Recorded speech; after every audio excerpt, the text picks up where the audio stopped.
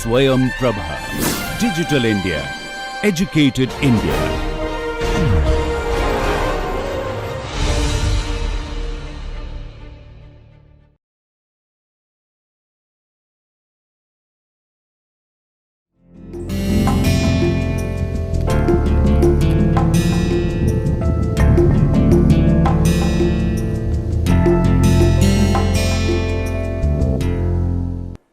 नमस्कार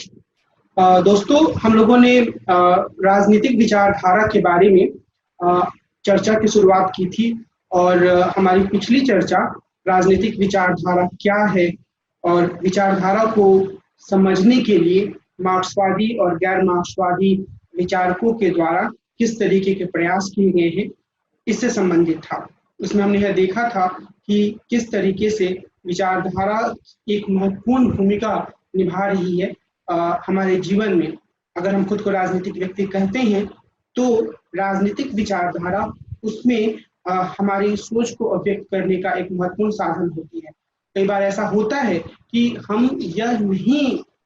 खुलकर समझते हैं आम नागरिक के रूप में कि असल में जो हम बात कह रहे हैं वामपंथी रूप में है या दक्षिणपंथी रूप में है। लेकिन अगर राजनीतिक ज्ञान के विद्यार्थी के रूप में हम व्यक्तियों के विचारों को देखें तो हम यह आसानी से समझ पाते हैं कि उनके विचार किस रुझान की ओर हैं, किस तरीके की जो एक विचारधारा मौजूद है हमारे समय में उससे वो जुड़े हुए हैं। और इस संदर्भ में जो अलग अलग तरह की व्याख्याएं हैं, जो अलग अलग तरह के वाद हैं, जो इज़म्स हैं, उनकी चर्चा हम करेंगे। और आज की इस श्रृंखला में आज की इस चर्चा में हम उदारवाद की बात करें। इस श्रृंखला की शुरुआत का जो पूरा विषय है वह उदारवाद से संबंधित है। उदारवाद में होने वाली यह चर्चा प्रमुख रूप से दो भागों में होगी। और पहले भाग में हम क्लासिकल उदारवाद के बारे में बातचीत करेंगे और आधुनिक उदारवाद के बारे में बातचीत करेंगे। और उसके पहले हम यह समझने की कोशिश करेंगे कि उदारवाद के विकास की जो पृष्ठभूमि है वह क्या है। और दूसरे भाग में हम समकालीन उदारवाद से संबंधित वाद विवादों, विशेष रूप से हम समतावाद और स्वतंत्रतावाद यानी कि इगैलिटेरियनिज्म और लिबर्टेरियनिज्म से जुड़े वाद विवाद को समझेंगे, जो कि इसके बाद का एपिसोड होगा। तो आज की इस पूरी चर्चा में हमारा मुख्य ध्यान जो है वह उदारवाद के विकास की पृष्ठभूमि से जुड़ा होगा। असल में अगर हम लिबरलिज्म या उदारवाद के बारे में देखें, सोचने समझने की कोशिश करें तो हमें पाएंगे कि मौजूदा दौर में जो उदारवादी लोकतंत्र है और जो इस लोकतंत्र की विशिष्टताएं हैं उसको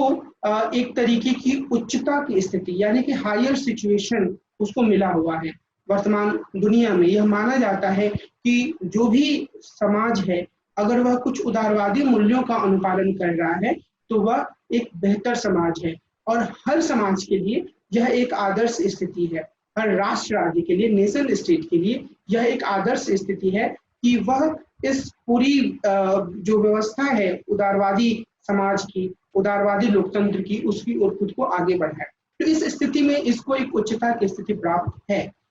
लेकिन अगर हम उदारवाद के विकास के विभिन्न चरणों को देखें या मौजूदा उदारवाद के भीतर मौजूद अलग अलग तरीके के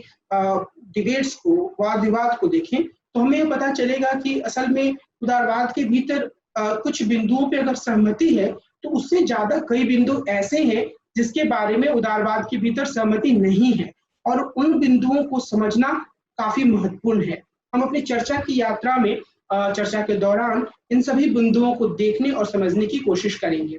अगर हम अपनी चर्चा की शुरुआत में उदारवाद की पृष्ठभूमि के बारे में बात करें, इसका विकास कब हुआ इसके बारे में बात करें, तो इस संदर्भ में बेंजामिन कॉन्स्टेंट का एक विचार काफी महत्वपूर्ण लगता है। और उन्होंने यह बताने की कोशिश की थी कि जिन चीजों की बात उदारवाद में किया जाता है उनमें से कई पहलू प्राचीन दौर में भी, प्राचीन ग्रीक चिंतन के दौर में भी मिलते हैं। यानी कि वहां भी हम सेल्फ रूल की बात देख सकते हैं। लेकिन वो एक महत्वपूर्ण अंतर करते हैं आधुनिक दौर में उभरे उदारवाद में और प्राचीन दौर के उदारवाद में। उनका ये कहना है कि जो प्राचीन दौर में उदारवाद का चिंतन विकसित हुआ उस चिंतन के भीतर जिस चीज पर जोर दिया जाता था वह था सामूहिक स्वतंत्रता की बात या समूह के भीतर स्वतंत्रता की बात। जो कुछ भी व्यक्ति था वह समूह से प्राप्त करता था और वो सामूहिक रूप से एक निर्णय लागू करने की कोशिश करता था। लेकिन जो व्यक्तिगत स्वतंत्रता, व्यक्तिगत स्वायत्तता, इंडिविजुअल ऑटोनॉमी का जो मुद्दा है वह आधुनिक समय में आकर ज्यादा प्रासंगिक हो गया। तो ये जो एक पूरा विचार है वह काफी महत्वपूर्ण विचार बन जाता है उदारवाद को समझने के लिए। और इस लिहाज से हमें यह याद रखना होगा कि ये जो उदारवाद की जो पूरी बात है वह असल में आधुनिक संदर्भ में उत्पन्न हुए उदारवाद के रूप में ही समझी जानी चाहिए। यह एक ऐसा विचार है जिसे हमें इस रूप में देखना चाहिए कि वह व्यक्ति की स्वायत्तता, इंडिविजुअल ऑटोनॉमी पर काफी जोर देता है। और अगर हम एक आधुनिक विचार के रूप में उदारवाद को देखते हैं तो हमें यह ध्यान रखना होगा कि किस तरीके से उदारवाद का विकास हुआ, किस पृष्ठभूमि में उदारवाद का विकास हुआ। तो अगर हम मध्य युग से आधुनिक युग की ओर बढ़ने वाली प्रवृत्तियों पर ध्यान दें तो उसमें एक प्रवृत्ति के रूप में तार्किक विचार की प्रवृत्ति को भी माना जा सकता है। अगर हम आधुनिक युग के पहले के दौर की बात करते हैं तो उसमें कुछ बिंदु ऐसे हैं जिन्हें हमें सामान्य रूप से याद रखने की जरूरत है। जैसे कि मध्य युग में चर्च का ज्यादा वर्चस्व था, जो उत्पादन की प्रणाली थी वो फ्यूडल सिस्टम था या सामंती प्रणाली थी। तो उस फ्यूडल सिस्टम में, उस सामंती प्रणाली में व्यक्ति के पास सोचने समझने की ज्यादा क्षमता नहीं मानी जाती थी। यह माना जाता था कि उसके लिए जो भूमिका तय की गई है वो उन्हीं भूमिकाओं का निर्वहन करे और ये भूमिका तय करने का अधिकार चर्च के पास होता था। लेकिन धीरे धीरे जैसे जैसे बदलाव हुआ तो कुछ खास तरह की प्रवृत्तियां उभर कर सामने आई। पुनर्जागरण या रेनेसा के बारे में आप सब लोग जानते होंगे कि किस तरीके से इसने मनुष्य के भीतर तर्क बुद्धि या रीजन के अस्तित्व को स्थापित करने का काम किया। उसके बाद धर्म सुधार आंदोलन हुआ जो कि मार्टिन लूथर के द्वारा किया गया और यह धर्म सुधार आंदोलन जो है वो 15वीं सदी में हुआ, जिसमें कि चर्च के वर्चस्व को चुनौती दी गई और एक अलग संप्रदाय के रूप में प्रोटेस्टेंट धर्म का उद्भव हुआ। अब जहां कैथोलिक चर्च इस बात को मानता था कि चर्च जो है वो एक मध्यस्थ का काम करता है व्यक्ति और ईश्वर के बीच में, वहीं प्रोटेस्टेंट रिलीजन ने इस बात पर जोर दिया, प्रोटेस्टेंट सेक्ट ने इस बात पर जोर दिया कि व्यक्ति के भीतर खुद इतनी क्षमता होती है कि वह अपने आप को ईश्वर से जोड़ ले। यानी कि व्यक्ति की जो अपनी प्रवृत्ति होती है, व्यक्ति की जो अपनी क्षमता होती है, उसके बारे में प्रोटेस्टेंट सेक्ट में जोर दिया गया। तो इसने भी एक महत्वपूर्ण काम किया लोगों को पुराने बंधनों से आगे बढ़ाने की ओर। इसी तरीके से जो एक तार्किकता का उभार हुआ जो कि रेनेसा से जुड़ी हुई प्रवृत्ति थी, उसके कारण नए तरीके के आविष्कार हुए। उसके बाद हम यह देख सकते हैं कि कई देशों में औद्योगिक क्रांति हुई। इन सब चीजों ने ऐसी प्रवृत्ति पैदा की जिसके कारण से पुराने राष्ट्र राज्य टूटे। और इन्हीं सब प्रवृत्तियों में, जैसे मैंने आपको पहले बताया कि ये सब प्रवृत्तियां ऐसा नहीं था कि एक एक करके आई, बल्कि ये सारी परिवर्तन 300-400 सालों के भीतर साथ साथ हो रहे थे। यानी कि एक परिवर्तन दूसरे परिवर्तन को बढ़ावा दे रहा था। तो ये जो एक स्थिति थी,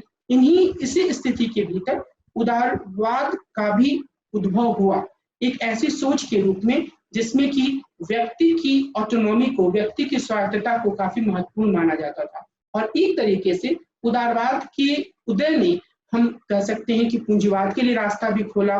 जो राष्ट्र राज्य है उनकी स्थापना को भी आगे बढ़ाया, क्योंकि इसने इस बात पर जोर दिया कि कोई भी व्यक्ति किसी चर्च के अधीन या उसके डिक्टेट्स या उसके आदेशों को मानने के लिए बाध्य नहीं है। इसने इस बात पर जोर दिया कि व्यक्ति इतने ऑटोनॉमस, इतने स्वायत्त होते हैं, उनके भीतर इतनी सोचने समझने की क्षमता होती है कि वे अपने लिए अच्छे या बुरे का फैसला कर सकते हैं। और इस आधार पर जो एक पूरी व्यवस्था आगे बढ़ी, वह आधुनिकता की ओर व्यवस्था आगे बढ़ी। आप हमेशा यह ध्यान रखेंगे, जैसे मैंने आपको पहले बताया, कि मध्य युग से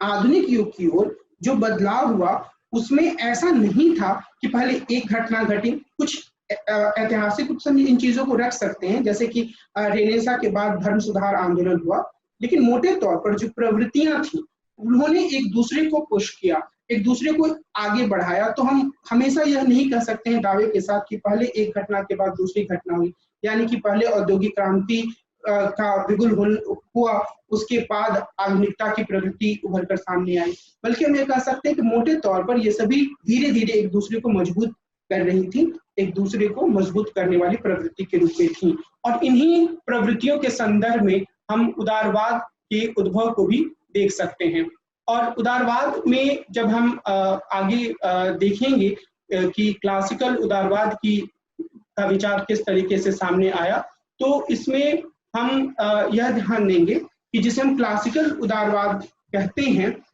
उसमें एक खास तरीके की चिंतन, एक खास तरीके की सोच पर बल दिया गया और उसमें व्यक्ति की स्वायत्तता की बात कही गई। एक चीज मैं आपको शुरुआत में ही साफ कर देना चाहता हूं कि जब हम उदारवाद के बारे में बात करते हैं तो कुछ ऐसे बुनियादी बिंदु हैं जिसमें हर तरह के उदारवादियों का भरोसा है, लेकिन कुछ ऐसे बिंदु भी हैं जिसमें उदारवादियों के बीच में एक तरीके का तनाव, एक तरीके का स्ट्रगल, एक तरीके की खींचतान देखी जा सकती है। तो और मैं उन बिंदुओं को साफ तौर पे आपके सामने रखना चाहूंगा। सबसे पहली बात तो यह है कि जब उदारवाद का उदय हुआ तो वह यह दौर था जहां पर कि जो एक पूरा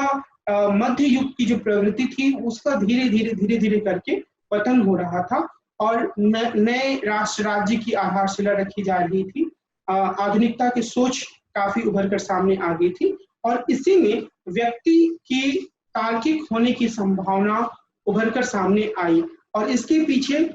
जो रिनेसा के बाद का जो एक पूरा चिंतन पद्धति जो आगे बढ़ रही थी उसके माध्यम से ये चीजें सामने आई और उसमें जो आर्थिक स्थिति थी उसकी भी महत्वपूर्ण भूमिका थी। यानी कि जब नए नए तरह के खोज होने लगे तो उन नए नए तरह के खोजों ने व्यक्ति के लिए इस बात को संभव बनाया कि वह अपने माध्यम से, अपने प्रयासों से ज्यादा प्रोडक्शन कर सकते हैं, ज्यादा उत्पादन कर सकते हैं। तो इस लिहाज से भी व्यक्तियों के एक समूह के भीतर यह विचार आगे बढ़ा कि वे किसी चर्च पर या किसी बंधी बधाई धार्मिक या सामाजिक भूमिका पर निर्भर नहीं है, बल्कि वे अपने तरीके से बहुत सारी चीजों को आविष्कृत कर सकते हैं या अपने तरीके से अपना जीवन जी सकते हैं। तो ये जो पूरा विचार था उसमें प्रोटेस्टेंट सेक्ट के उभार ने भी महत्वपूर्ण भूमिका निभाई क्योंकि इसने सामाजिक स्तर पर इस बात को स्थापित किया कि किस तरीके से, और जिसे कई बार प्रोटेस्टेंट एथिक, वेबर ने प्रोटेस्टेंट एथिक टर्म का भी यूज किया है, तो वो एक सोच उभर कर सामने आई और फिर इसने आगे पूंजीवाद को भी बढ़ावा दिया। तो इसी पृष्ठभूमि में जो उदारवाद का एक जो पूरा स्वरूप सामने आया उसमें कुछ प्रमुख बातें हम उदारवाद की विशिष्टता के रूप में रख सकते हैं, जो कि कुछ इसमें पहलू ऐसे हैं जो कि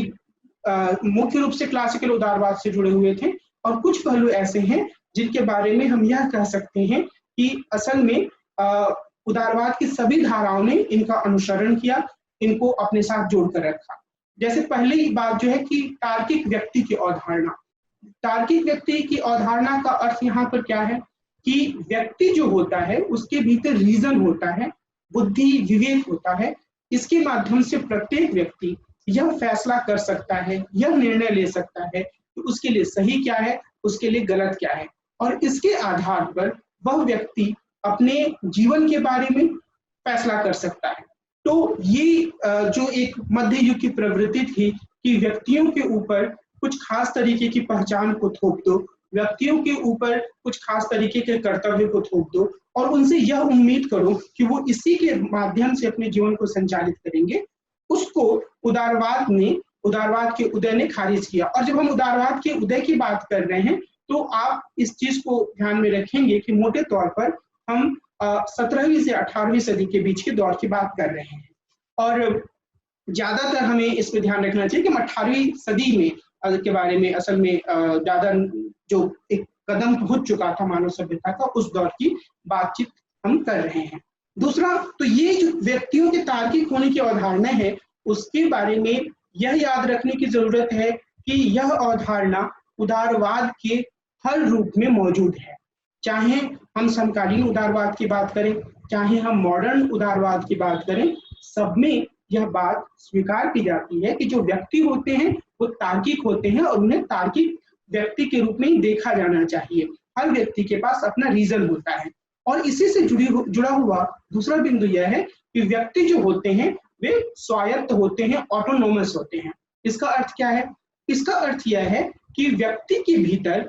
यह समझने की क्षमता होती है, क्योंकि तार्किक व्यक्ति की अवधारणा से ही जुड़ा हुआ है, कि उसे अपना जीवन कैसे जीना है, उसके लिए सही क्या है, उसके लिए गलत क्या है, और वो अगर चाहे तो अपनी इस समझ को रिवाइज भी कर सकता है। कोई जरूरी नहीं है कि अगर आज मैं यह सोच रहा हूं कि मुझे भविष्य में राजनीति में जाना है तो कल भी मैं ये सोचूं, या अगर आज मैं यह सोच रहा हूं कि मुझे पॉलिटिकल थियरी, या आप अगर आज ये सोच रहे हैं ग्रेजुएशन के स्टूडेंट के रूप में कि आपको आईएएस का एग्जाम देना है, तब कल भी ऐसा सोचिए। आप चाहे तो उसको रिवाइज कर सकते हैं और उसके बाद आप यह कोशिश कर सकते हैं, आप यह चाह सकते हैं कि आपको जीवन के में कुछ और दूसरा काम करना है। मिसाल के तौर पर आप कह सकते हैं कि आपको पत्रकार या जर्नलिस्ट बनना है। ठीक है। तीसरा जो प्रमुख बिंदु है इसके साथ जुड़ा हुआ, वो है टॉलरेंस का, सहिष्णुता का। इसका अर्थ क्या है कि जो अलग अलग तरीके के मत मानने वाले लोग होते हैं, उनकी विचारों का भी सम्मान किया जाए, उनकी विचारों को स्वीकार किया जाए। हर तरीके का व्यक्ति चूंकि अपने आप में रीजन के साथ व्यक्ति है, तो वो जिस भी विचार को अभिव्यक्त कर रहा है उसको हमें इज्जत देनी चाहिए, उसको स्वीकार करना चाहिए, उसके प्रति एक तरीके की सहनशीलता का भाव रखना चाहिए, बजाय इसके कि हम कुछ खास तरीके की सोच को रखें और फिर जो लोग उसको नहीं मानते हैं उनको पूरी तरीके से खारिज कर दें। और इसके बाद जो चौथी बात है जो कि क्लासिकल उदारवाद से जुड़ी हुई है, वह आर्थिक स्वतंत्रता की है। और आर्थिक स्वतंत्रता का यह पूरा विचार जो है वह इस पृष्ठभूमि में उभर कर सामने आता है कि जो व्यक्ति जो मध्य युग में थे उनके पास आर्थिक स्वतंत्रता नहीं थी। मध्य युग में या फ्यूडल सिस्टम में जो पूरी व्यवस्था थी वो कैसे थी कि एक व्यक्ति अगर वो भूदास वर्ग में यानी कि सर्फ के रूप में पैदा हुआ है तो उसका पूरा काम यह है कि वो खेतों में खेती करे और वो खेती करते हुए ही अपने सारे पूरी जिंदगी को गुजारता था। तो ऐसी स्थिति में उसके पास ज्यादा विकल्प नहीं होते थे और वो ज्यादा नई तरह की आर्थिक गतिविधियां नहीं कर पाता था। लेकिन अभी उदारवाद के साथ यह कहा गया कि हर व्यक्ति के पास यह आर्थिक स्वतंत्रता है कि वो उन कामों को करे जिन्हें वो करना चाहता है, जिनके प्रति उसका एक रुझान है, उसका एक आकर्षण है। अगर व्यक्ति के पास आर्थिक स्वतंत्रता नहीं है तो फिर उसके पास कुछ भी नहीं है। और इसके बाद उदारवाद या क्लासिकल उदारवाद के भीतर एक कानून के शासन की बात भी सामने आई। कानून के शासन में ये कहा गया कि एक ऐसा नहीं होना चाहिए कि समाज जो है वो किसी बनी बनाई परिपाटी से संचालित हो। ऐसा नहीं होना चाहिए कि समाज जो है वो किसी व्यक्ति के मनमानेपन से संचालित हो, बल्कि व्यक्तियों के पास कानून के हिसाब से काम करने की एक आजादी होनी चाहिए और कानून के द्वारा उनके कामों पर सीमा भी लगाई जानी चाहिए। और इसके बाद इसमें एक सीमित राज्य की अवधारणा भी प्रस्तुत की गई। सीमित राज्य की अवधारणा का अर्थ यह है कि राज्य जो है वो व्यक्ति के जीवन के तमाम हर पहलू पर दखलंदाजी नहीं करेगा, बल्कि राज्य इस बात का ध्यान रखेगा कि वह व्यक्ति की जो स्वतंत्रता है उनकी इज्जत करे। इस पहलू के बारे में हम आगे और थोड़े विस्तार से वापस आएंगे। और इसके बाद इसकी एक विशेषता डाइवर्सिटी या विविधता भी मानी गई, जो काफी हद तक सहिष्णुता का जो बिंदु हम लोगों ने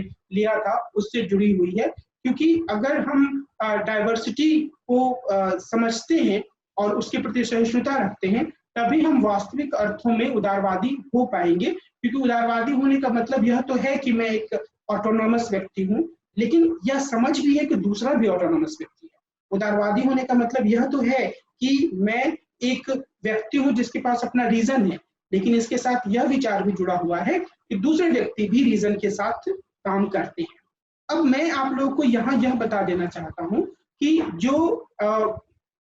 तार्किक व्यक्ति की अवधारणा है, यानी कि इंडिविजुअल जिसके पास रीजन है, या फिर जो व्यक्ति की ऑटोनॉमी की अवधारणा है, यानी कि व्यक्तिगत स्वतंत्रता की बात है, या सहिष्णुता की बात है, ठीक है, या डाइवर्सिटी की बात है, ये कुछ ऐसे बिंदु हैं जिसके बारे में उदारवाद या लिबरलिज्म की प्रत्येक धारा में एक तरह की सहमति रही है। चाहे वो मॉडर्न लिबरल्स आए जिनके बारे में हम आगे विस्तार से चर्चा करेंगे, चाहे वो कॉन्टेम्परेरी लिबरलिज्म में इगैलिटेरियन हो जैसे जॉन रॉल्स, या लिबर्टेरियन हो जैसे कि रॉबर्ट नॉजिक, ये सभी लोग इन सारे बिंदुओं को मानते हैं कि व्यक्ति तार्किक होते हैं, उनके पास स्वायत्तता होनी चाहिए, सहिष्णुता होनी चाहिए, और जो कानून के शासन के बारे में भी उनके बीच में सहमति है, और विविधता के बारे में भी। जो प्रमुख एक अंतर आता है उदारवाद की अलग अलग धाराओं में, वह इसी बात पर आता है कि व्यक्ति को किस सीमा तक आर्थिक स्वतंत्रता मिलनी चाहिए और राज्य की भूमिका किस सीमा तक होनी चाहिए। और इसके बारे में हम आगे और विस्तार से विवेचना करेंगे, क्योंकि इन्हीं मुद्दों पर एक जो विभिन्न धाराएं हैं उदारवाद की, उनके भीतर एक अंतर सामने आता है। तो हमारा जो आगे का जो पूरी चर्चा होगी, हम उसमें इन बिंदुओं पर बात करेंगे। यानी कि जब हम क्लासिकल उदारवाद की बात करेंगे तो हम इस पर ये देखने की कोशिश करेंगे क्लासिकल उदारवाद के दौरान कि किस तरीके की बातचीत सामने आती है अलग अलग जो उदारवाद की धाराएं हैं, चाहे वो मतलब क्लासिकल उदारवाद की तो अपनी एक समझ है, लेकिन उसके बाद किस तरीके की समझ सामने आती है दूसरी धारा में। तो क्लासिकल उदारवाद की जो मुख्य जो तर्क हैं उनके बारे में ज्यादा विस्तार से बातचीत करेंगे। अब मैं आपका ध्यान इस बात की ओर भी दिलाना चाहता हूं कि जो क्लासिकल उदारवाद है उसके भीतर मोटे तौर पर दो चिंतक प्रमुख चिंतकों के रूप में माने जा सकते हैं। वैसे कई अन्य चिंतक भी हैं। जो दो थेरिस्ट हैं उसमें एक एडम स्मिथ को माना जाता है कि उन्होंने क्लासिकल उदारवाद की संरचना को या उसके विचारों को एक वैधता दिलाने वाला तर्क दिया, और उनका जो तर्क है वह इनविजिबल हैंड के आर्गुमेंट के रूप में जाना जाता है। इनविजिबल हैंड का क्या मतलब है? उनका यह कहना है एडम स्मिथ का कि अगर हम लोगों को तार्किक मानते हैं या मानते हैं कि उनके भीतर रीजन होता है, तो वो हमें यह भरोसा रखना चाहिए कि वे अपने भीतर के मसले को आपस में सही तरीके से संचालित करने का रास्ता ढूंढ लेंगे। और वे ये कहते हैं कि अगर हम बहुत सारे लोगों को एक कमरे में छोड़ दें तो कुछ समय के बाद हम ये देखेंगे कि एक पूरी व्यवस्था निर्मित हो जाएगी कि वे किस तरीके से अपने कार्यों को करें, जब उन्हें यह लग जाएगा कि उन्हें इसी तरीके से अपने जीवन को व्यतीत करना है। तो ये एक जो इनविजिबल हैंड की उनकी बात थी, उसमें वो बाजार की भूमिका को काफी महत्वपूर्ण मानते हैं, जिसमें कि व्यक्ति अपने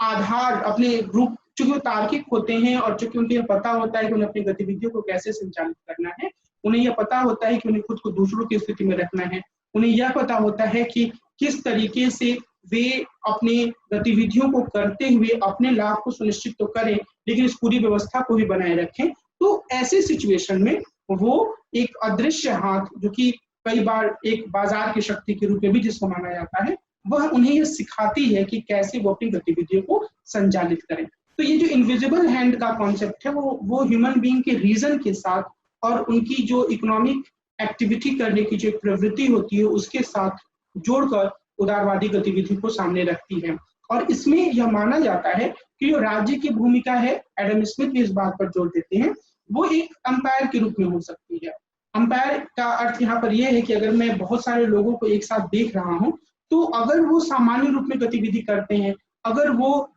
एक दूसरे के खिलाफ फिजिकल वायलेंस नहीं करते हैं, अगर वे धोखाधड़ी नहीं करते हैं, तो ऐसी स्थिति में इस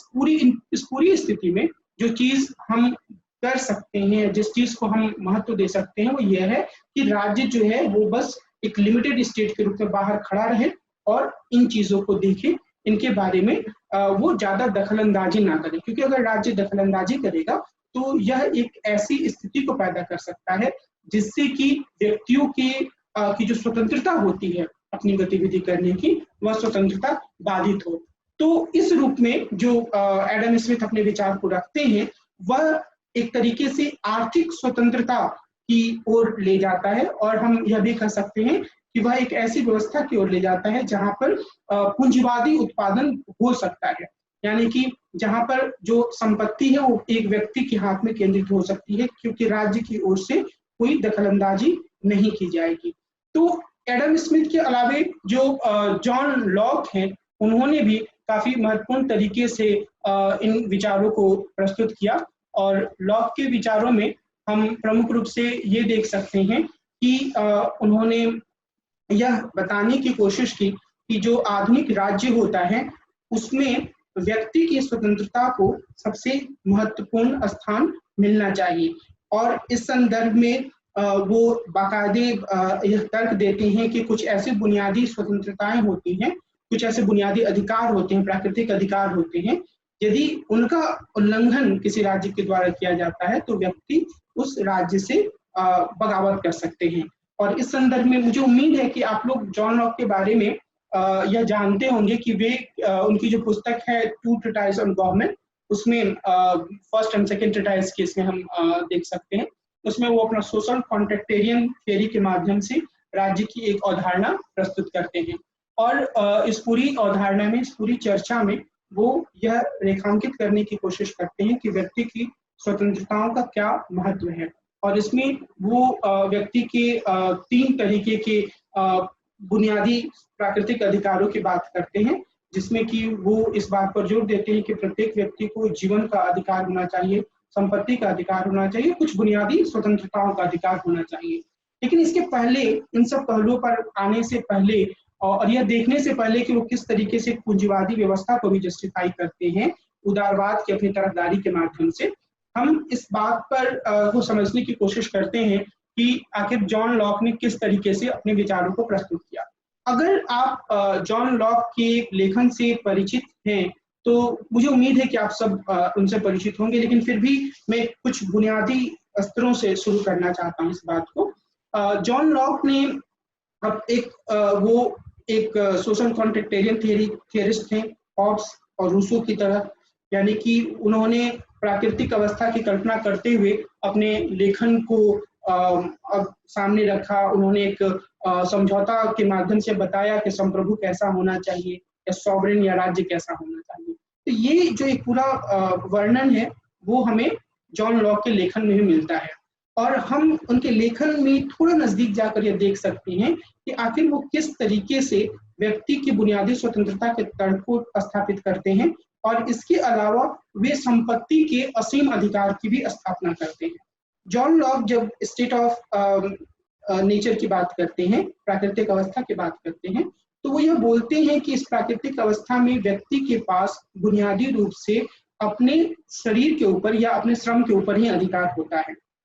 और इस अवस्था में व्यक्ति रीजन के साथ काम करता है, वो खुद को दूसरों की स्थिति में रख पाता है। उसके पास चूंकि रीजन होता है इसलिए वो सिर्फ अपने बारे में नहीं सोचता है बल्कि समाज के दूसरे तत्वों के बारे में भी सोचता है, उसके भीतर टॉलरेंस की भी फीलिंग होती है। लेकिन वो यह कहते हैं कि चूंकि इस स्थिति में कोई व्यवस्था नहीं होती है तो व्यक्ति अपने ऊपर, अपने शरीर के ऊपर, अपने शरीर के श्रम के ऊपर एक ऑनरशिप राइट या मालिकाना हक रखता है,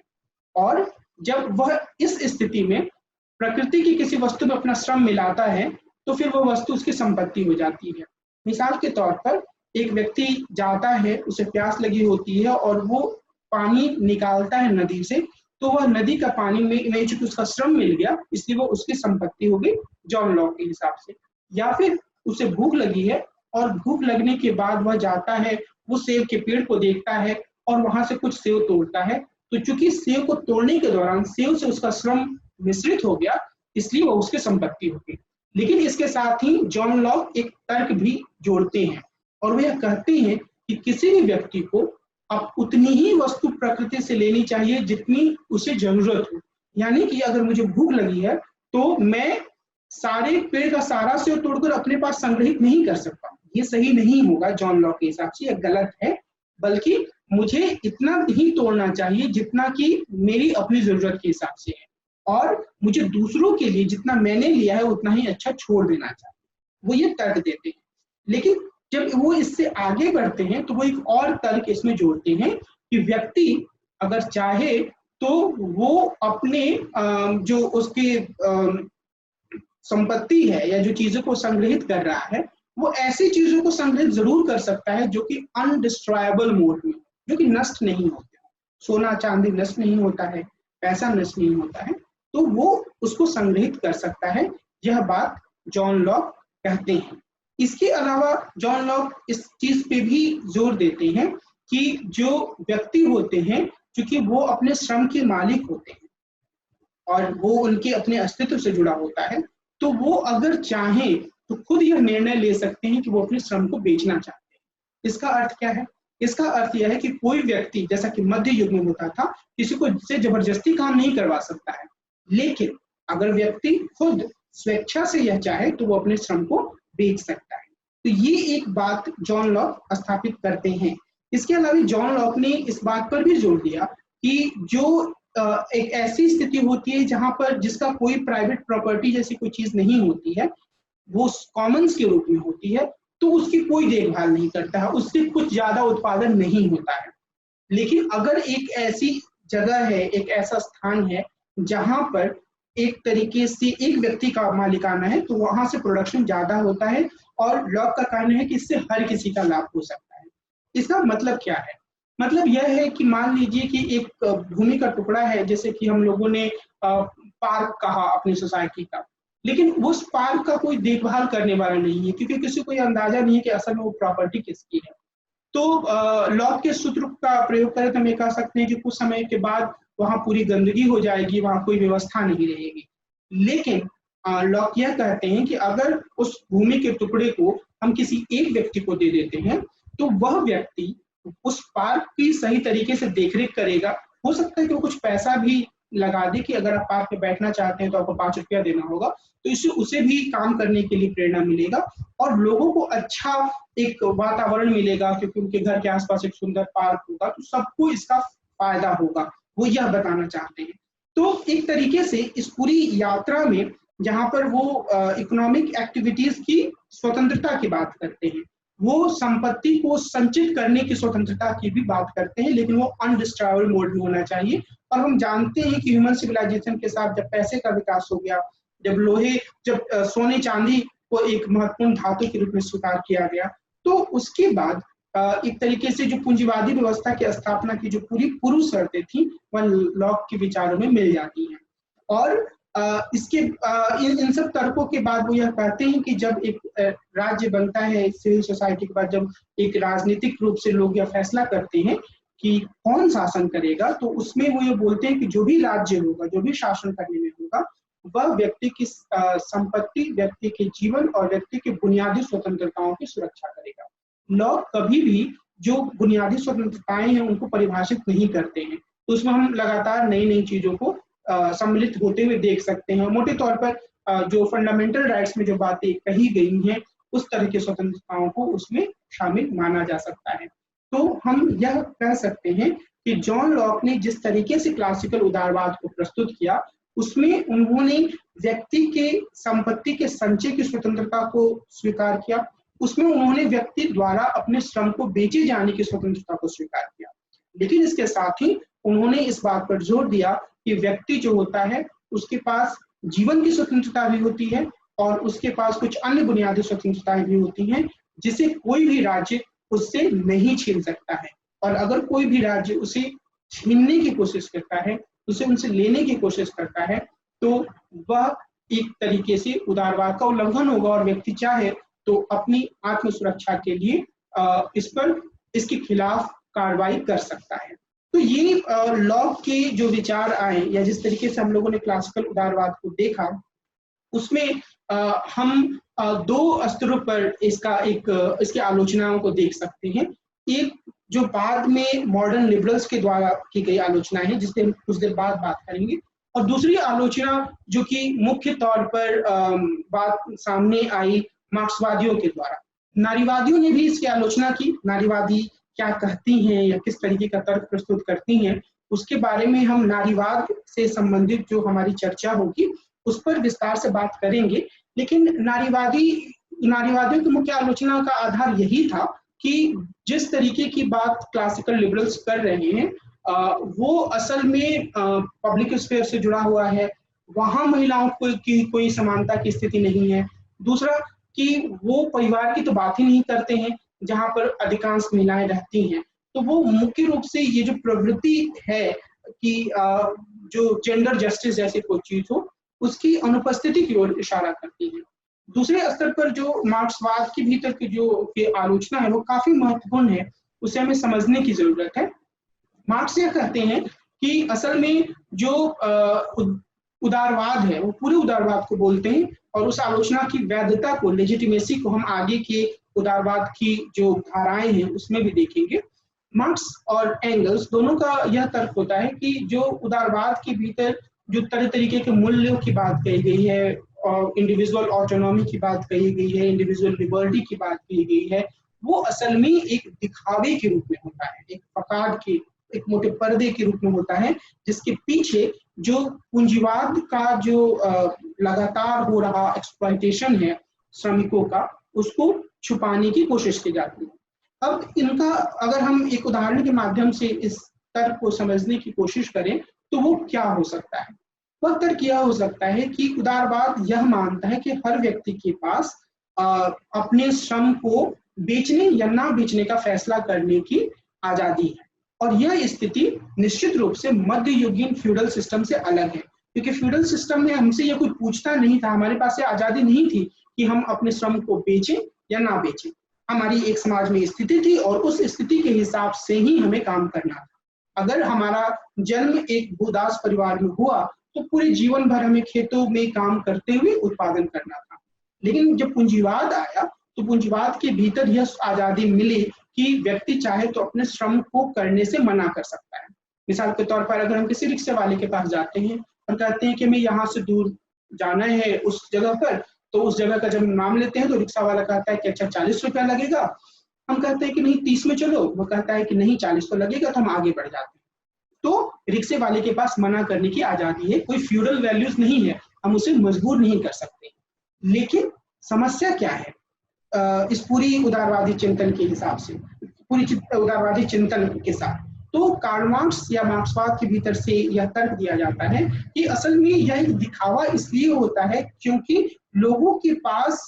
यह ना कहने की आजादी तो होती है, लेकिन वो वास्तविक विकल्प नहीं होता है। अगर मैं एक मजदूर हूँ और मुझे काम करना है और काम नहीं है, तो मेरे पास यह कहने की आजादी तो है कि मैं काम नहीं करूंगा अगर मुझे लगता है कि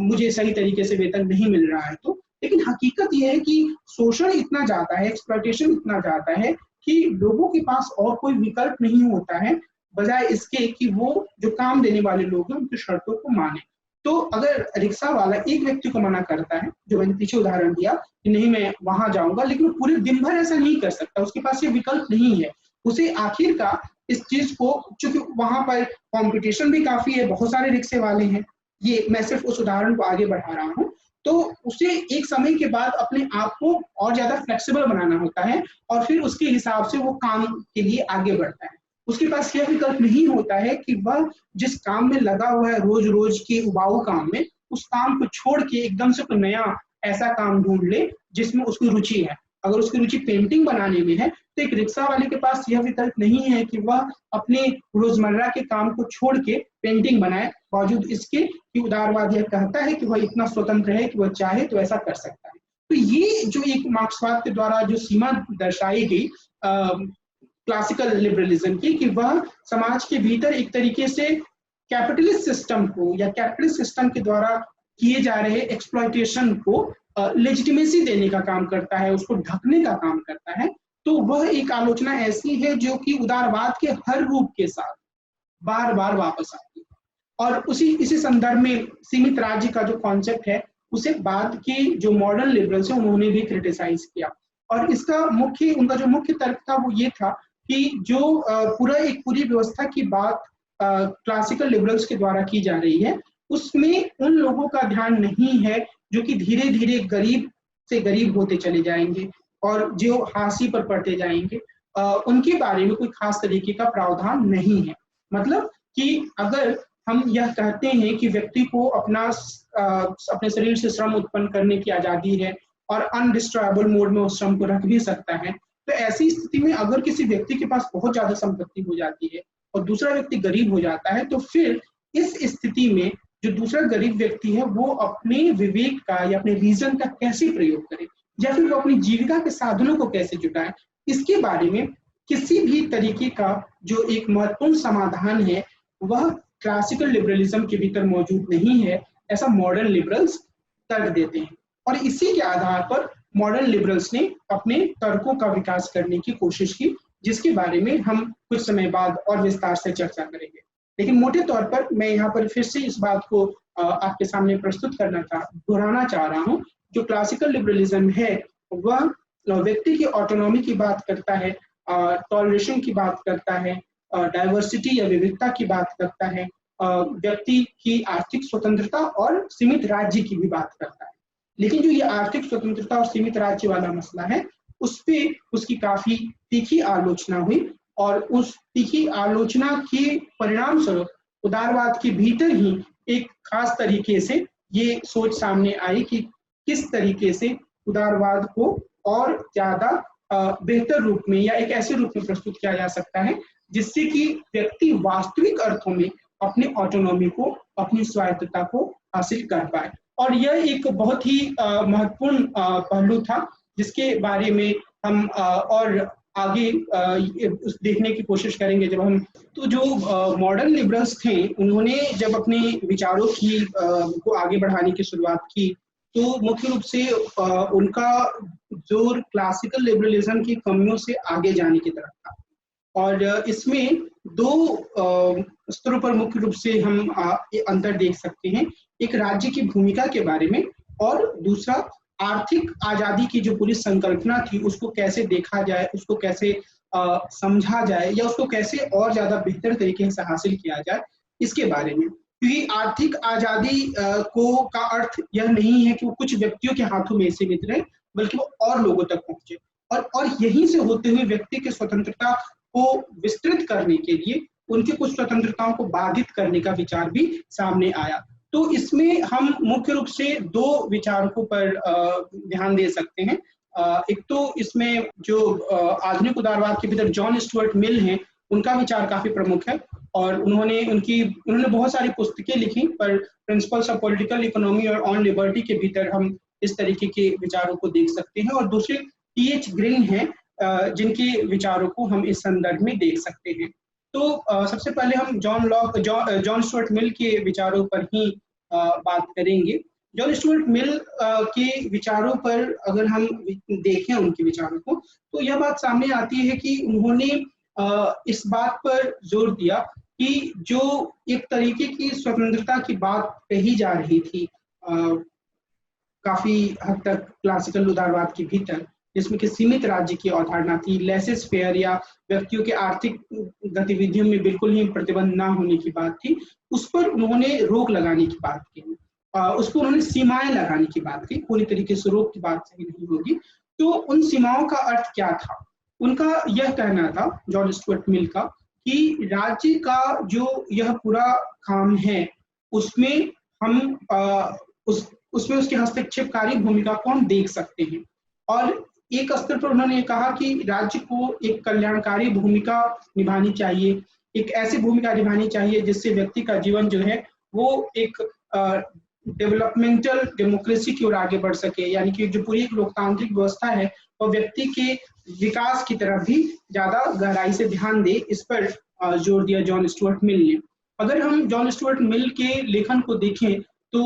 उनके लेखन में कई तरीके के आयाम एक साथ आते हैं। वो एक तरीके से यूटिलिटेरियनिज्म के एक प्रमुख विचारक थे, लेकिन उन्होंने जो उनके गुरु थे बेंथम, उससे अलग तरीके से यूटिलिटेरियनिज्म को परिभाषित किया, जहां बेंथम ने कहा था कि गुणों की जो सुख होते हैं या जो यूटिलिटी होती है उनकी क्वांटिटी इंपॉर्टेंट है, वहीं इन्होंने उसकी क्वालिटी पे जोर नहीं दिया था बेंथम ने, और इन्होंने क्वालिटी पर जोर दिया। तो बेंथम के लिए सुख या उपयोगिता की जो मात्रा है वो इम्पोर्टेंट थी और इनके लिए उसका गुण का महत्वपूर्ण था। इसके अलावा वो एक लिबर्टी के एक प्रमुख चिंतक के रूप में सामने आते हैं और उन्होंने इस बात पर जोर दिया कि जो मनुष्यों का जो जीवन होता है वो उसकी जो उनकी पूरी गतिविधियां होती हैं उसमें सेल्फ रिगार्डिंग और अदर रिगार्डिंग वर्क होते हैं। सेल्फ रिगार्डिंग वर्क में या जो स्व संबंधी कार्य होता है उसमें व्यक्ति का सिर्फ उसके ऊपर प्रभाव पड़ता है, और जो अदर रिगार्डिंग वर्क होता है उसको में वो दूसरों को भी प्रभावित करता है। तो उन्होंने यह कहा कि जो सेल्फ रिगार्डिंग वर्क है, जो स्व संबंधी कार्य है, जो व्यक्ति अपने घर पर करता है, अगर हम घर के भीतर लॉक के अनुसार मिल के अनुसार किसी भी तरीके की गतिविधि करते हैं तो वह गतिविधि जो है वह अपने आप में कभी भी समस्यापूर्ण नहीं मानी जा सकती है, क्योंकि उससे दूसरों पर कोई प्रभाव नहीं पड़ता है। तब तक कि जब तक मैं कोई ऐसी गतिविधि ना करूँ जिसका सीधा प्रभाव दूसरों पर पड़ रहा है। अगर मैं अपने घर में एक खास तरीके का व्यंजन बना के खाता हूँ, तो इससे मेरे पड़ोसी को कोई परेशानी नहीं होनी चाहिए। अगर मैं अपने घर में कोई खास तरीके का टीवी सीरियल देख रहा हूँ, तो या किसी खास तरीके से पूजा कर रहा हूँ, तो इससे भी मेरे पड़ोसी को परेशानी नहीं होनी चाहिए। तो लेकिन अगर मैं तेज़ म्यूज़िक बजाता हूँ, अगर मैं बहुत ज़ोर-ज़ोर से चिल्लाता हूँ, अगर मैं शराब पीकर हंगामा करता हूँ, तो इससे लोगों को परेशानी हो सकती है। तो ये कहते हैं कि राज्य को ऐसी जो अदर रिगार्डिंग वर्क है, उसमें उसको हस्तक्षेप करना चाहिए। तो वो व्यक्ति की स्वतंत्रताओं में एक तरीके की कर्टेलमेंट की बात करते हैं, ताकि दूसरों की स्वतंत्रताएँ और ज़्यादा बेहतर हो सकें। और इसके अलावा वो यह कहते हैं कि जहाँ तक, और ये इससे जुड़ी हुई ही बात है, क्योंकि व्यक्ति की स्वतंत्रता के एक पहलू को बहुत महत्व देने की बात जो मिल है उनके लेखन में सामने आती है, और यह पहलू है विचार अभिव्यक्ति की स्वतंत्रता। मिल यह कहते हैं कि प्रत्येक व्यक्ति को विचार अभिव्यक्ति की पूरी स्वतंत्रता हासिल होनी चाहिए। वह व्यक्ति अपने विचारों को पूरी तरीके से अभिव्यक्त कर सकता है, उस पर कोई रोक-टोक नहीं होनी चाहिए। उन्होंने यह कहा कि अगर 99 लोग एक तरह की बात बोल रहे हैं और एक व्यक्ति कुछ और बात बोल रहा है, तो उस व्यक्ति को भी अपने विचारों को रखने का पूरा अधिकार होना चाहिए। तो इस सीमा तक वो गए और उन्होंने यह कहा कि ऐसा इसलिए ज़रूरी है क्योंकि नए विचार तभी सामने आएँगे जब हम लोगों को खुलकर अपनी बातों को रखने का अधिकार देंगे। अगर कोई व्यक्ति बहुत ही गलत बात कहता है, जिसका कोई मतलब नहीं है, तो सीधे तौर पर उसकी बात का कोई खास महत्व नहीं रहेगा और एक समय के साथ उसकी प्रासंगिकता खत्म हो जाएगी। लेकिन अगर उसकी बातों में कुछ महत्वपूर्ण बातें हैं, वो समय के साथ उभर कर सामने आएँगी और वो समाज के लिए भलाई कर सकती का काम कर सकती हैं। तो इस आधार पर उन्होंने इसकी प्रासंगिकता पर जोर दिया। लेकिन उनका ज़्यादा जोर इस बात पर भी था, जैसा कि मैंने एक डेवलपमेंटल डेमोक्रेसी की बात कही, कि जो लोग गरीब हैं, जो लोग हाशिए पर हैं, जिनके पास आर्थिक संसाधन नहीं है, तो उन्हें इस लायक बनाना भी राज्य का काम है कि वे अपनी स्वतंत्रताओं का बेहतर तरीके से प्रयोग कर पाएँ। मिसाल के तौर पर अगर एक बड़ी जनसंख्या ऐसे लोगों की है जो कि अपने लिए बुनियादी संसाधन नहीं जुटा पाते हैं, उनके पास खाने की कोई व्यवस्था नहीं है, उनके पास शिक्षा की कोई व्यवस्था नहीं है, तो राज्य का यह काम है कि वह ऐसे व्यक्तियों को इस तरीके के संसाधन उपलब्ध कराए, और अगर इसके लिए ज़रूरी हो तो वो दूसरे लोगों से कुछ टैक्स भी ले सकता है। यानी कि वो कुछ लोगों की स्वतंत्रताओं में दखल-अंदाज़ी करके, यानी कि उनकी आर्थिक स्वतंत्रताओं को, संपत्ति संचित करने की स्वतंत्रता को कुछ हद तक बाधित करके दूसरों को कुछ संसाधन दे सकता है। तो इस लिहाज से जो जॉन स्टुअर्ट मिल हैं, वो असीम संपत्ति की स्वतंत्रता, जो एब्सोल्यूट राइट टू प्रॉपर्टी है, उसके पक्ष में तर्क नहीं देते हैं, लेकिन वो संपत्ति की स्वतंत्रता को खत्म करने की बात नहीं करते हैं। वे यह नहीं कहते हैं कि जो व्यक्ति अपनी मेहनत के आधार पर कमाता है, उसको कमाने का हक नहीं है। निश्चित रूप से वो इसका एक समर्थन करते हैं, लेकिन वो इसको सीमित करने की बात करते हैं ताकि अन्य लोग जो कि अपने जीवन की बुनियादी सुविधाओं का इस्तेमाल नहीं कर पा रहे हैं, अपनी स्वतंत्रता का उपयोग करने की स्थिति में खुद को नहीं ला पा रहे हैं, वे भी खुद को ऐसी स्थिति में ला पाएँ। और इसी के साथ वो ये कहते हैं कि जो व्यक्ति की अपनी एक भूमिका होती है, अपना जीवन होता है, उसमें राज्य की दखल-अंदाज़ी होनी चाहिए, लेकिन वो पूरी तरीके से यह बात नहीं करते कि हर सीमा पर राज्य की दखल-अंदाज़ी होनी चाहिए। अगर व्यक्ति अपनी स्वतंत्रता का इस्तेमाल करते हुए दूसरों की स्वतंत्रताओं को बाधित करता है, वहाँ राज्य का एक तरीके से राज्य की भूमिका होनी चाहिए, लेकिन और इसके साथ ही राज्य की भूमिका व्यक्ति को अपनी स्वतंत्रताओं का बेहतर तरीके से उपभोग करने में समर्थ बनाने में होनी चाहिए। लेकिन व्यक्ति के जीवन का एक ऐसा दायरा ज़रूर होता है, मिल के अनुसार, जहाँ राज्य को किसी भी रूप में दखल-अंदाज़ी करने का अधिकार नहीं है, और वो उसे सेल्फ रिगार्डिंग वर्क से जोड़ते हैं। और साथ ही वो ये कहते हैं कि जो व्यक्तियों को का विचार अभिव्यक्त करने का अधिकार होता है, अपने विचारों को सामने रखने का अधिकार होता है, उसमें भी राज्य किसी भी तरह की दखल-अंदाज़ी, किसी भी तरह का हस्तक्षेप नहीं कर सकता है। और टी.एच. ग्रीन एक अन्य विचारक थे, और इन्होंने भी 19वीं सदी के आरंभिक दौर में अपने विचारों को रखा, और इन्होंने भी इस बात पर जोर दिया कि अगर चूंकि व्यक्ति को राज्य यह कर सकता है कि व्यक्ति अपने स्वतंत्रताओं का बेहतर तरीके से उपयोग करे, इसलिए उसकी कुछ स्वतंत्रताओं को रोके। अगर मिसाल के तौर पर अगर एक व्यक्ति के रूप में मैं यह कहता हूं कि स्कूल जाना मेरी या ना जाना मेरी स्वतंत्रता है, या फिर मैं यह कहता हूं कि अगर कोई बच्चा है मेरे परिवार का और उस बच्चे को कोई टीका लगवाना, जो कि सरकार लगाती रहती है, पोलियो की टीके पहले लगा करते थे, तो वो टीका लगवाना या ना लगवाना मेरी स्वतंत्रता है और मैं नहीं लगवाऊंगा, ठीक है। तो इस तरीके की जब बात व्यक्ति करते हैं तो उनकी ऐसे स्वतंत्रताओं को बाधित करना भी राज्य का काम है, और साथ ही उसे कुछ लोक कल्याणकारी या वेलफेयर के काम करने चाहिए, स्कूल बनाना, अस्पताल बनाना, जिससे कि जो हाशिए पर पड़े हुए लोग हैं वो अपनी स्वतंत्रता का उपभोग कर पाए। तो ग्रीन ने इस बात पर जोर दिया कि व्यक्ति जो है वो अगर अपनी स्वतंत्रता का उपयोग इस तरीके से करते हैं जिससे खुद उनकी अपनी व्यापक स्वतंत्रता बाधित होती है, तो उसमें राज्य हस्तक्षेप कर सकता है और राज्य को कुछ कल्याणकारी भूमिकाओं का निर्वहन करना चाहिए। तो इस तरीके से जो बातें सामने आई मॉडर्न लिबरलिज्म में, उन्होंने एक तरीके से जो क्लासिकल लिबरलिज्म की सीमाएं थी उसको दूर करने का प्रयास किया, क्योंकि क्लासिकल लिबरलिज्म, जैसे मैंने पहले बताया, मुख्य रूप से आर्थिक संसाधन जो हैं वो एक हाथ में सीमित हो जाए या कुछ हाथों में सीमित हो जाए, इससे किसी प्रकार के रोक टोक लगाने की बात नहीं करता था। तो एक लिहाज से हम यह कह सकते हैं कि जो मॉडर्न लिबरलिज्म है उसने राज्य की भूमिका को बढ़ाते हुए व्यक्ति की स्वतंत्रता और बेहतर तरीके से सभी व्यक्तियों के पास पहुंच पाए, इसके पक्ष में तर्क दिया, इसके पक्ष में राज्य की भूमिका के लिए आधार तैयार किया। तो ये एक महत्वपूर्ण योगदान मॉडर्न लिबरलिज्म का माना जाता है। और मॉडर्न लिबरलिज्म की जो ये पूरी भूमिका है उसमें हम इस चीज को भी देख सकते हैं कि इसमें बहुत सारे दूसरे पहलू भी जुड़े हुए थे। जैसे मैंने उल्लेख किया था कि लॉक नेचुरल राइट्स की बात करते हैं, और बहुत सारे जो मॉडर्न लिबरल्स थे उन्होंने एक तरीके से लीगल राइट्स पे ज्यादा जोर देना शुरू कर दिया, तो वो भी एक तरीके से अलगाव था। हालांकि इस बात में कोई शक नहीं है कि जो बुनियादी चीज उदारवाद के भीतर थी कि व्यक्ति ऑटोनोमस होता है, व्यक्ति के पास रीजन होता है और उस स्वतंत्रता का सम्मान किया जाना चाहिए, उसके बारे में जो मॉडर्न लिबरल्स थे उन्होंने काफी जोरदार तरीके से तर्क दिया। लेकिन जो एक अंतर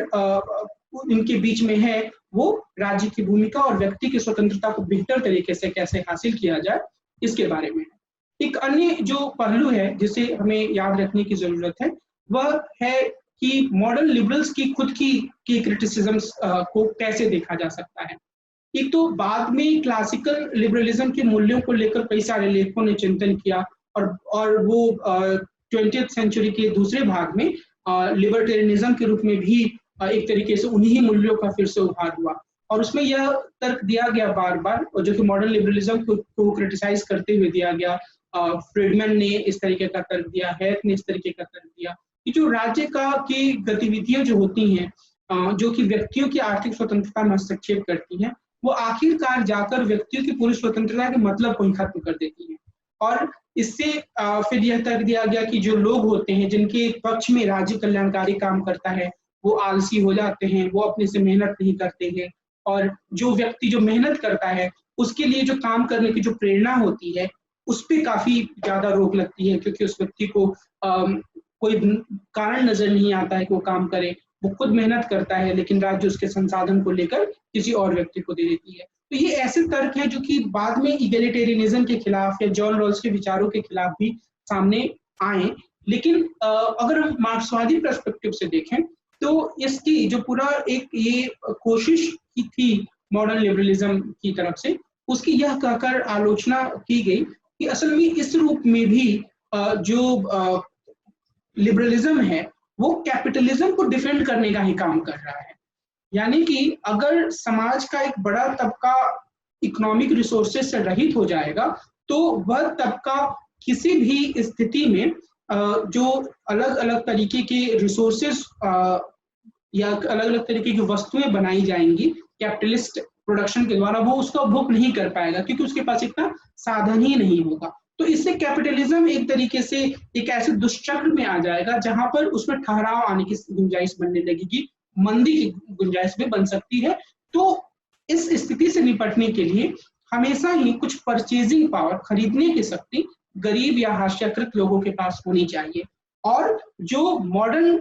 लिबरलिज्म है मार्क्सवादियों के हिसाब से, वो सिर्फ यही करने का काम कर रहा है। वो कुछ परचेजिंग पावर कुछ दे रहा है जो हास्याकृत या मार्जिनलाइज समूह है, या इस ऐसा करते हुए जो शोषण या एक्सप्लॉयटेशन की व्यवस्था है, जिसमें कि कुछ लोगों के हाथ में प्रोडक्शन का सारा सिस्टम है, वो उसको कायम रखता है। यानी कि यह इस बात पर सवाल नहीं करता है कि जो पूरी तरीके से अपने हाथ में उत्पादन के साधनों को रखने वाले कुछ पूंजीवादी हैं, उस व्यवस्था को खत्म किया जाए। जैसे मैंने पहले आपको बताया कि प्राइवेट प्रॉपर्टी की जो संस्था है, उससे जॉन स्टुअर्ट मिल को कोई दिक्कत नहीं है। तो ये इन सीमाओं को रेखांकित करते हैं जो मार्क्सवादी चिंतक हैं। और भी कई स्तरों पर हम देख सकते हैं कि वैचारिकी के स्तर पर जॉन स्टुअर्ट मिल काफी आगे जाते हैं। उनकी एक पुस्तक में उन्होंने स्त्रियों के अधिकारों की काफी जोरदार तरफदारी की। उन्होंने रिप्रेजेंटेटिव डेमोक्रेसी को कैसे बेहतर बनाया जाए, इसकी बातचीत की। तो इसके बारे में अभी मौका नहीं है, क्योंकि हम जॉन स्टुअर्ट मिल के बारे में अलग से बातचीत नहीं कर रहे हैं।